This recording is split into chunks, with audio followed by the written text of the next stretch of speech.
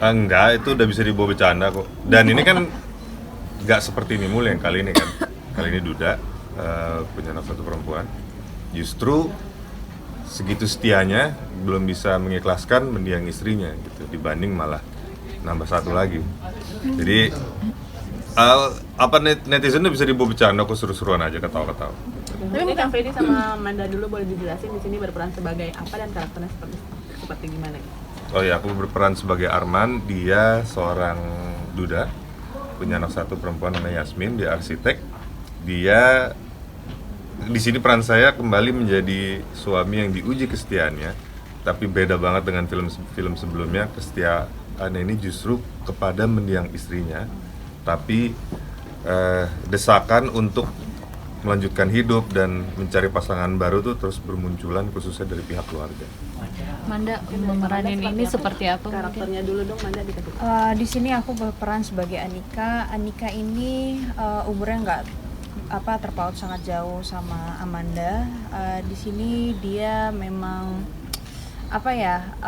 seseorang yang memang ingin mempunyai keluarga yang utuh, punya rumah tangga, semua seperti impian banyak perempuan-perempuan luar sana. Yang dimana dia pun juga tidak tahu kalau ternyata calon suaminya dan bahkan jadi suaminya masih bertahu tentang masa lalunya.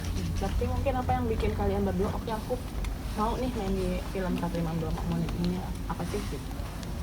Ya, pertama pasti karena banyak yang relate ya sebenarnya. Di luar sana banyak yang orang setelah ditinggalkan sama pasangan tapi dia tidak mau melanjutkan hidup, pasti karena ada sebab dan akibat. Di sini tapi dipaksa untuk melanjutkan hidup, tapi dia tidak bisa memahami pasangannya, dan pasangannya ini, si Anika ini memang selalu mempunyai harapan dan kesetiaan dan kesabaran yang selalu dia bangun setiap harinya, dan ingin menimbulkan sebuah rasa cinta itu dan ingin membuktikan ke Arman kalau aku tuh ada di sini. Amanda, tadi saya penasaran mau menyambung tadi pembicaraan di preskon bahwa kamu kayak memberi usul menggunakan hijab gitu. Seperti apa sih diskusinya atau masukan apa dengan sutradara dan juga mungkin penulis sampai ada akhirnya input itu dan input lain untuk pendalaman karakternya Manda? Yang pastinya pertama mungkin karena sesuatu hal yang akan menjadi permasalahan nanti ke depannya. Kalau aku tiba-tiba berhijab, karena kan aku tidak berhijab. Terus abis itu lebih ke diskusi antara sutradara dan produser ya, sama pihak-pihak. Aku hanya mengusulkan kira-kira Anika, menurut aku yang sebagai Anika aku peranin kayaknya lebih bagus untuk berhijab gitu, untuk bisa memberikan contoh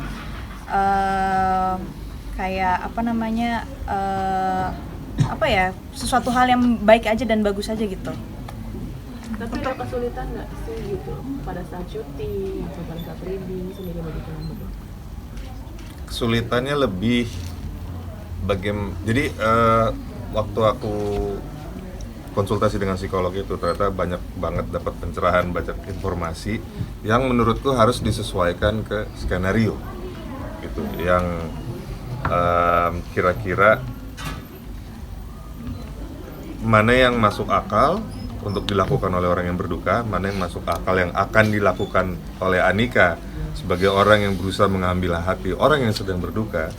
Nah, itu lumayan intens lah diskusinya antara aku dan Manda, antara kita dan Mbak Ke, Mbak Rati gitu. Bagaimanapun kan ini story-nya dari mereka, tentu kita harus minta izin, kita harus hati-hati juga bagaimana membuat ini semuanya happy.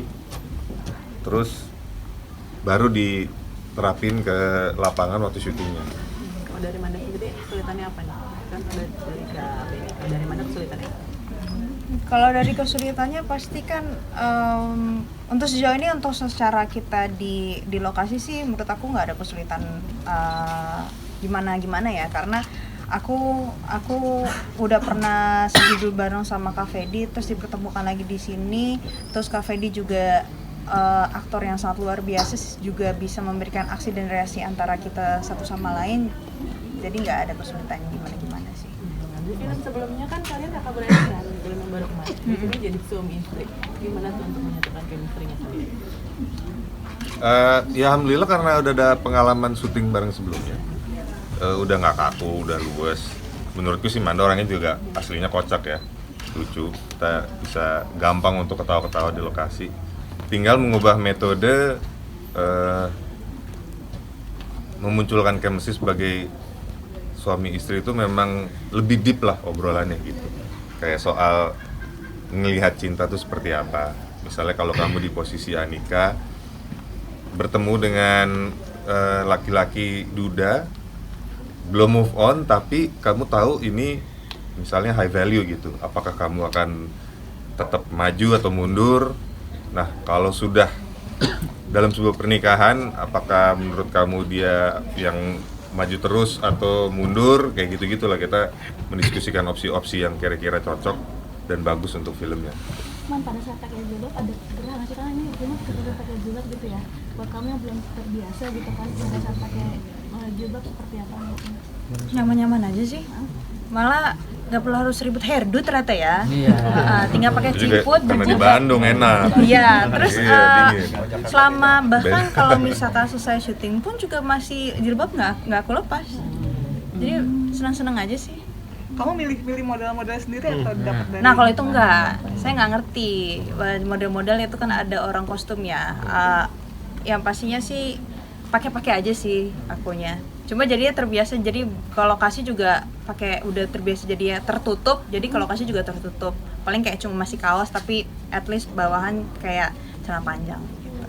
Dalam tadi kan diskusi juga gitu, dalam mempersatukan persepsi antara satu imam dua makmum, antara kalian berdua sempat pernah ada kayak beda pendapat gitu nggak sih? Ada. Aku ceritainnya biar seru ya. Jadi waktu kita lagi reading menuju ending nih gitu kan, lagi reading gitu. Pertama kali sih mungkin sih kan. Manda tuh mengeluarkan komentar yang sangat spontan, menurutku itu penting. Lucu. Ceritain aja kalau kamu mau. Lupa ya? Oke, jadi kita reading nih, udah begini. Dasar nih bucin goblok. Oh iya. Wih, gitu kan? Kita nengok semua. Oke, tapi itu jadi notes gitu. Kenapa? Apa yang membuat kamu spontan kayak begitu? Nah itu dari situ kita titiknya mencari apa yang bisa menjembatani antara Amanda dan Anika, supaya penonton pun akan simpati, tidak jadi bilang bucin goblok gitu. Yeah. Ya orang bucin biasanya jadi goblok ya, cuma tapi tetap relatable, tetap natural, tetap bisa dimengerti. Yeah. Oke lah, mungkin akan tetap ada yang bilang bucin goblok banget, tapi gua ngerti kenapa lo melakukan hal itu. Nah itu yang kita mau dari penonton. Gitu. Cuman ngeliat karakter Anika sendiri, tapi kalau kamu pribadi gitu ngelihat Anika yang sabar banget, ngelihat punya suami yang masih cinta belum on gitu, ikut greget gitu ya Kak? Greget, makanya aku bilang bucin goblok. Tapi akhirnya itu benar, itu akhirnya menjadi sebuah pandangan kenapa akhirnya si Anika bisa jadi seperti ini. Masih banyak laki-laki di luar sana, kenapa harus memilih tetap bersama dengan Arman? Itu yang kita cari. Kalau Manda mungkin akan di posisi Anika kalau dipertemukan dengan situasi itu, atau pilih cari yang lain? Nggak usah. Jangan ribet deh. Biar gue udah ribet, atau malu makin ribet deh. Cari yang enak-enak aja. Iyalah. Mas Wedi tapi ikut stres nggak sih? Karena kan mempelajari orang yang berduka gitu. Oh iya. Stres dia, Stres. stres banget kayaknya. Gimana stresnya gitu Mas? Karena yang namanya menyelami karakter itu juga kita membawa ada psikologi di situ, ada kejiwaan di situ. Di saat kita mencoba memahami seseorang, itu kadang empati kita muncul dan itu beneran berpengaruh ke fisik kita gitu. Di saat saya paham bahwa bedanya kehilangan pasangan, kehilangan orang tua, kehilangan anak atau kehilangan teman, kenapa pasangan ini stres paling tinggi itu? Karena apalagi misalnya pacarannya dari SMA, kuliah sampai akhirnya nikah gitu. Itu kan karena mereka tuh mencari sendiri pasangan ini. Sedangkan orang tua ke anak tuh, kita nggak punya pilihan untuk tidak dilahirkan gitu. Nah pasangan ini kan cenderung kita mencari ya. Nah itu untuk memahami level-level stres atau gejala yang dialami apa aja, itu bisa terpengaruh juga fisik gitu. Dan sedangkan aktor memang sebisa mungkin punya empati yang tinggi gitu kan. Jadi ya untuk begitu reaksi tubuhnya berasa juga Manda lihat saya lagi ngelakuin relaksasi supaya tensinya menurun segala macam gitu. Dan apa namanya, apalagi sebagai aktor saya tuh lagi adu acting aja sama Manda, sebenarnya kasihan, tapi dialog atau adegan menyuruh saya untuk menolak, jangan kasih Anika ini masuk gitu. Tapi ngeliat reaksinya Manda waktu memerankan Anika tuh, kalau ditanya mungkin si aktor Fedi ya yang merasa ini kasihan banget sih ini perempuan, sebenarnya ini Arman nggak adil, dia tidak jujur di awal gitu. Nah tapi secara profesional, secara adegan harus nolak, Anika ini jangan masuk. Nah itu bisa melelahkan buat fisik. Mas Fedi, ada kekhawatiran filmnya diboykot lagi sama Biden? Atau lu riding the wave lagi? Nggak, terbukti film sebelumnya kan? Ya udah, nggak khawatir. Kalau diterima ya diterima. Tapi ini jadi pembuktian juga nggak sih bahwa omongannya kemarin itu nggak terakhir ya Mbak?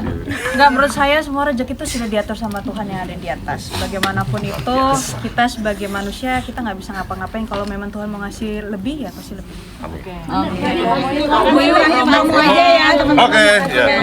pokoknya jangan lupa untuk saksikan film Satu Imam Dua Makmum yang sebentar lagi akan tayang. Tayang di bioskop mulai 16 Januari 2025. Kok gua agak cadel tadi ulang? Ya, Ya. Jangan lupa untuk saksikan film terbaru kita Satu Imam Dua Makmum mulai tayang di bioskop 16 Januari 2025. 2025. Terima kasih.